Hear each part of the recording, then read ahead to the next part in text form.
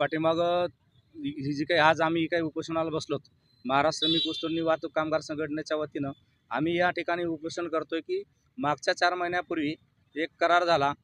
ती जी काही करार आहे ऊसतोड कामगार आणि साखर महासंघ यांच्यामध्ये करार झाला.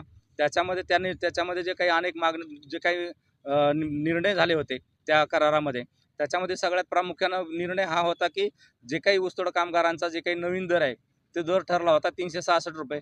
पूर्वीचा दर होता हा 273 रुपये.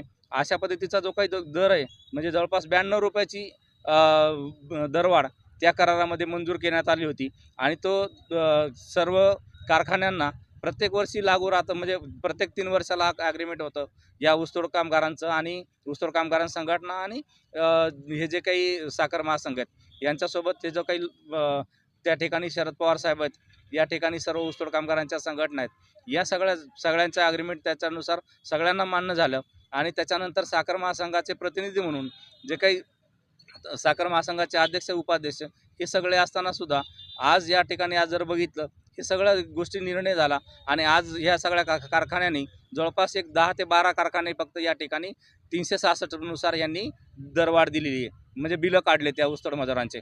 पण बाकीच्या इतर कारखान्यांनी जवळपास 80% कारखान्यांनी या ठिकाणी जे काही बिलं आहेत ते आणखी पेंडिंग ठेवले आहेत. ते काही दर द्यायला नवीन दर द्यायला तयार आता मागणी काय आहे तुमची?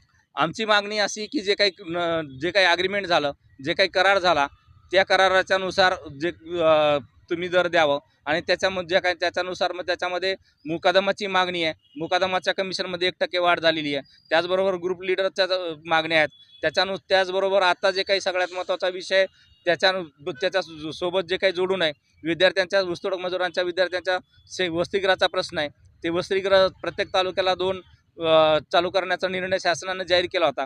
त्याची अंमलबजावणी करावी.